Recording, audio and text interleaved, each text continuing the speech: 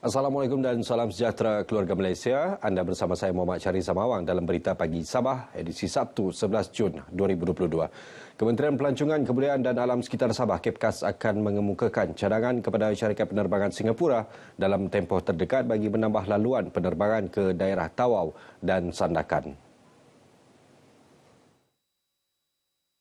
Menterinya Datuk Jafri Arifin menerusi kenyataan berkata penerbangan terus ke lapangan terbang Tawau dan Sandakan akan membantu merancakkan semula sektor pelancongan Sabah. Beliau berkata satu pertemuan bersama Menteri Kanan Singapura, Kementerian Ehwal Luar dan Kementerian Pembangunan Negara (SIMN) telah diadakan pada Khamis lalu. Jelasnya laluan penerbangan ini akan memudahkan pelancong untuk datang ke destinasi pelancongan yang menarik seperti Pulau Sipadan di Semporna, Pusat Pemuliharaan Orang Utan Sepilok di Sandakan dan banyak lagi. Beliau berkata pihaknya menerusi Lembaga Pelancongan Sabah kini menjalankan perniagaan ke perniagaan B2B dan perniagaan ke pengguna B2C dalam meningkatkan usaha promosi pelancongan bagi menarik lebih ramai pelancong antarabangsa datang ke Sabah.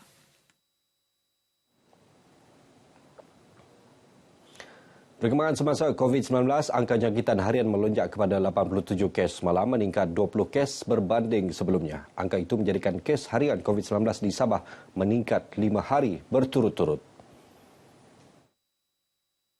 Menurut kenyataan Menteri Kerajaan Tempatan dan Perumahan Datuk Seri Panglima Masidi Manjun, walaupun peningkatan kes harian telah diramal lebih awal akibat perhimpunan ramai menyambut perayaan Aidilfitri dan keamatan sepanjang bulan Mei, tetapi kesan sambutan tersebut melimpah ke bulan Jun kerana masih ramai yang merayakan sambutan berkenaan sehingga sekarang. Kelonggaran ke atas aktiviti-aktiviti sosial juga merupakan faktor yang menyumbang kepada kes jangkitan baharu yang lebih tinggi. Mengambil kira perayaan dan cuti sekolah yang masih berjalan, JKNS menjangkakan penstabilan kes-kes harian hanya boleh dicapai pada hujung bulan Jun.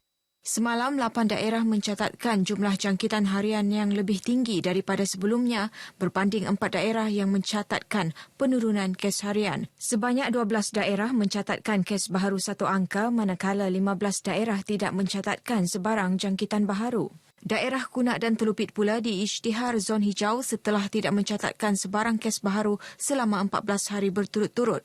Secara keseluruhan, kini terdapat 2 daerah dalam zon hijau, 18 daerah zon kuning, 4 daerah zon jingga dan 3 daerah dalam zon merah. Sebanyak 85 kes berada dalam kategori 1 dan 2 kes dalam kategori 4. Sementara itu, sejumlah 50 pesakit sembuh direkodkan dan 208 pesakit sedang menerima rawatan iaitu 203 di hospital manakala 5 orang di pusat kuarantin dan rawatan berisiko rendah awam. Tiada kematian direkodkan. Baik, seterusnya ikuti statistik terkini kes baharu mengikut daerah dan kadar vaksinasi Sabah.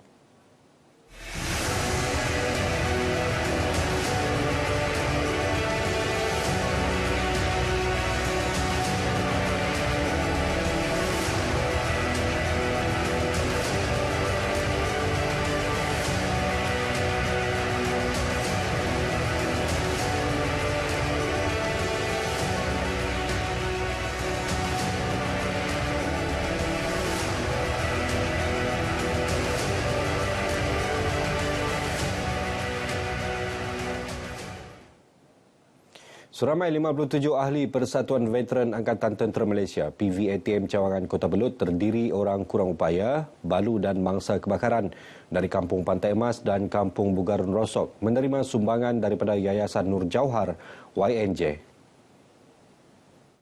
Sumbangan wang tunai serta barangan keperluan harian disampaikan isteri yang di-Pertua Negeri Sabah merangkap penaung YNJ Toh Puan Dr. Nolida Tan Sri RM Jasni di Dewan Masyarakat Tun Said Kota Belud. Menurut Yang di-Pertua PVATM Sabah Marsyid Muhammad Saleh, sumbangan tersebut amat bermakna kerana dapat membantu meringankan beban ahli PVATM yang memerlukan. Di Kota Belud sebenarnya ramai lagi ahli-ahli kita yang memerlukan bantuan yang serupa ini. Tetapi kita dahulukanlah yang mana betul-betul ahli-ahli yang daib. Pertama sekali ada di antara ahli-ahli kita yang terlantar di rumah dan diwakili sama ada oleh isteri veteran itu ataupun anak dia lah. Sementara itu, penerima melahirkan rasa terima kasih atas sumbangan tersebut. Amat bersyukur kerana pada saya mungkin ini pertama kali lah saya mendapat bantuan lah sumbangan daripada Yayasan Nur Jauhar. Jadi terima kasih juga kepada mereka untuk semua macam kami lah yang balu daripada veteran Angkatan Tentera Malaysia di cawangan Kota Belud di negeri Sabah lah. Syukur Alhamdulillah kerana pada pagi ini anak saya Muhammad Jazlan Hakimi terpilih menjadi penerima Yayasan Nur Jauhar. Sangat gembiralah. YNJ ditubuhkan pada Januari 2012 merupakan inisiatif yang di-Pertuan Negeri Tun Dr. Johar Datuk Mahiruddin bersama isteri dalam usaha membantu golongan memerlukan di negeri ini. Usahawan tempatan perlu berani bersaing terutama dalam memasarkan produk keluaran masing-masing. Menurut Pengarah Unit Pemimpin Pembangunan Masyarakat UPPM Negeri Sabah, Datuk Mat Bali Musa, ia seterusnya akan mengharumkan nama negeri ini apabila sesuatu produk tempatan dikenali dan mampu menembusi pasaran antarabangsa.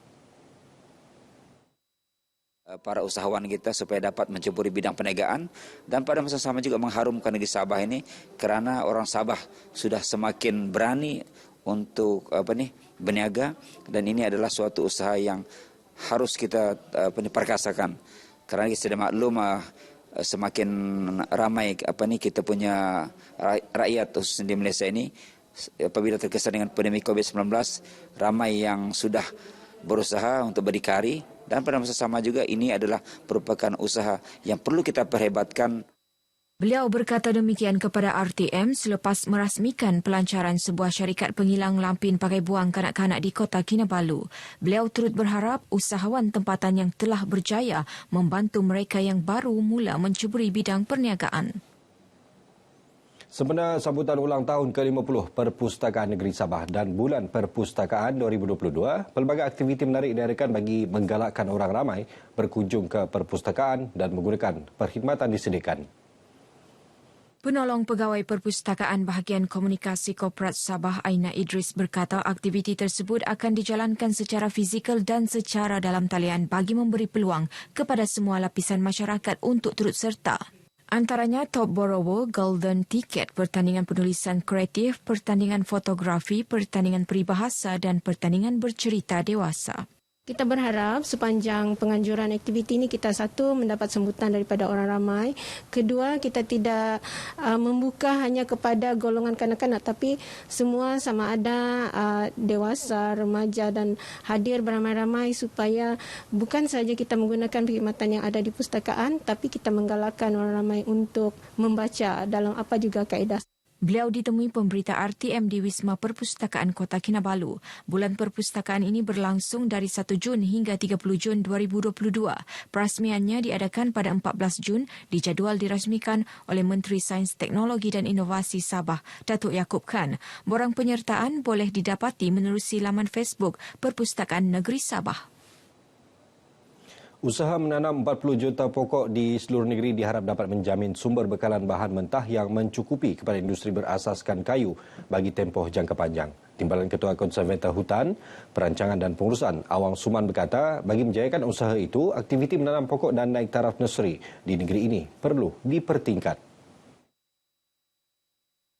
Beliau berkata usaha berkenaan melibatkan masyarakat awam, badan bukan kerajaan NGO, institusi pengajian tinggi awam dan swasta serta orang perseorangan.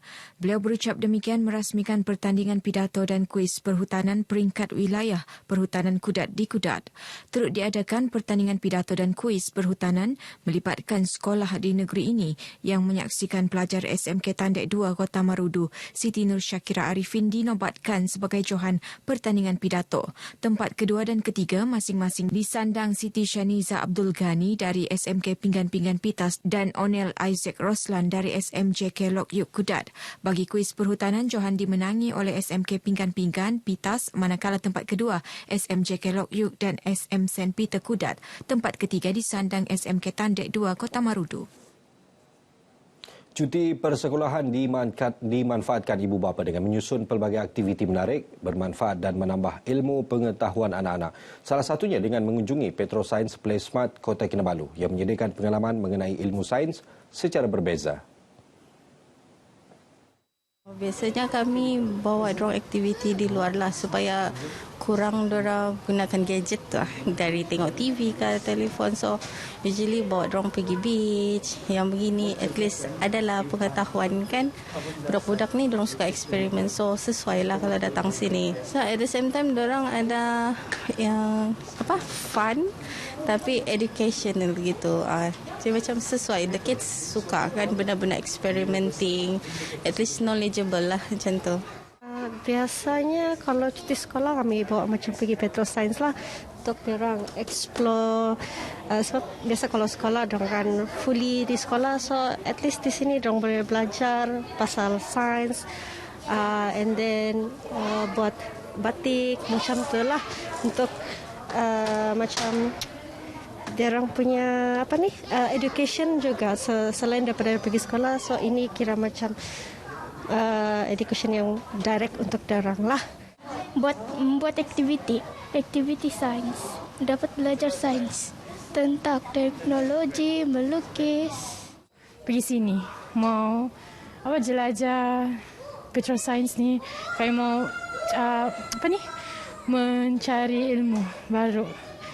Belajar dari sini ya banyaklah juga macam soalnya Petro Science ni kan dia pasal sains. Jadi kami macam kalau orang yang kurang pengetahuan sains dia akan ke sini dan mencari tahu tentang sains, tentang maklumat.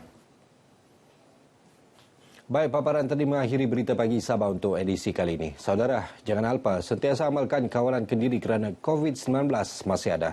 Lindung diri, lindung semua. Selamat berhujung minggu. Saya Muhammad Syarif Zamawang. Assalamualaikum dan salam hormat. Hitam putih jaya miskin semua sama.